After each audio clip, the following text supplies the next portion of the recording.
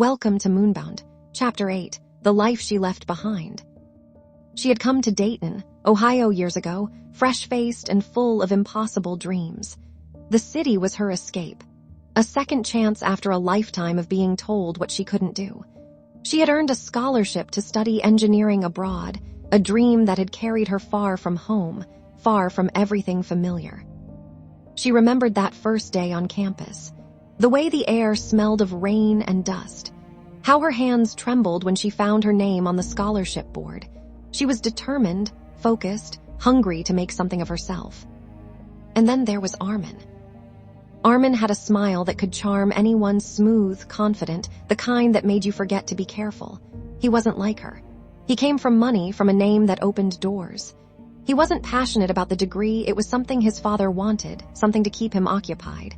But he watched Mira, listened when she spoke, told her she was different, that her dedication was beautiful.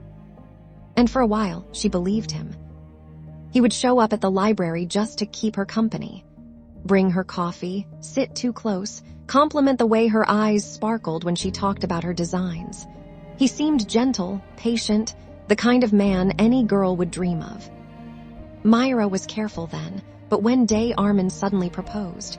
Let's get married. It was fast, too fast.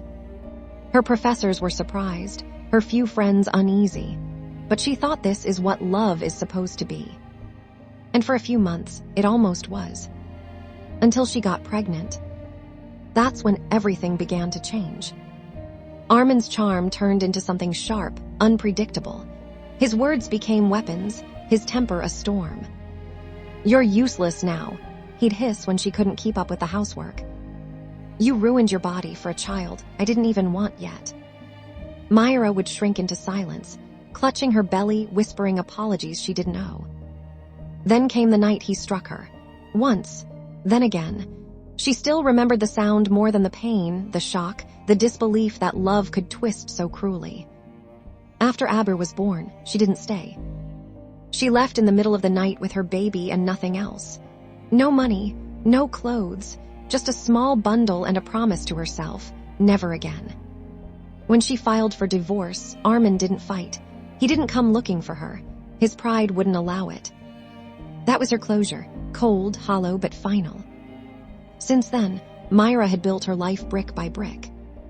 Mira had always shared an unbreakable bond with her mother back in Pakistan. Her mother had been her safe haven, the person she ran to after school, the one who stayed up late helping her study, and the only one who truly understood her silences. But ever since Armin entered her life, that closeness had begun to fade. Her mother had warned her, gently at first, then firmly, not to marry him, sensing the storm that Mira refused to see. When things fell apart, shame built a quiet wall between them. Now their conversations were reduced to short filled with polite words and long pauses. Mira longed to hear her mother's laughter again, but pride held her back. She promised herself she'd talk, truly talk, when she had made something of herself to make her proud, when she could say she'd survived and built her life anew. The nights blurred into mornings for Mira. Between feeding Aber, attending lectures half asleep, and working late shifts at a corner cafe near campus, she forgot what rest felt like. Her backpack always smelled faintly of milk and coffee, her notes smudged with formula stains. She'd rock Aber's cradle with one foot while typing essays with trembling hands, whispering to him about the world she still wanted to build. Some nights, exhaustion pressed against her chest so heavy she thought she'd break, but then he'd smile in his sleep, and that was enough. Enough to keep going, to finish her degree, to prove that she could rise even when everything, her marriage, her heart, her faith in love, had fallen apart. Every moment of peace hard-earned.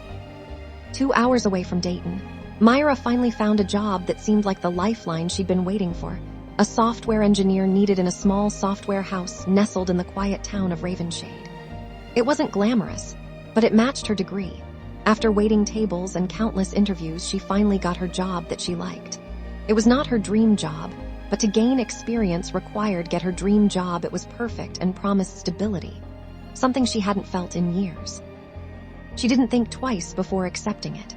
The very next morning, she packed her few belongings, bundled Aber into the car, and drove through endless stretches of highway until the tall pines of Ravenshade came into view.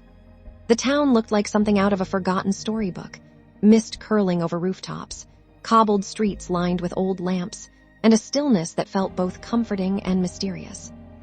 For the first time in a long time, Mira felt like maybe this was where she could start over, quietly, safely, and far from the ghosts of her past. She learned to smile again, but never to trust. She made herself strong enough that no one could hurt her like that again. Until Isaac. He had slipped past her walls without even trying. With his quiet eyes, his protective nature, his warmth that didn't demand but offered. He made her feel safe in a way she'd forgotten existed, and she had let him in, completely. Now, that safety felt like a lie.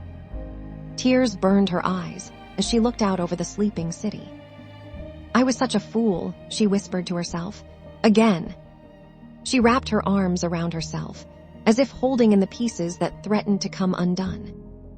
Every part of her wanted to believe Isaac hadn't meant to hurt her, that he was still the man who looked at her like she was the only thing that mattered. But the scars of her past screamed louder than her heart. She couldn't go through that again. She couldn't let love be her downfall. Down the hall, Abir stirred softly in his sleep. Mira turned to look at him, his tiny chest rising and falling, peaceful and unaware. "I'll protect you," she whispered, brushing a tear from her cheek, "even if it means protecting you from him." And so, she made her decision. The door would stay closed. Her heart would stay locked. Because love, no matter how beautiful, had only ever left her broken. Please support me as a writer by liking this video and subscribing to my channel. Thank you for listening.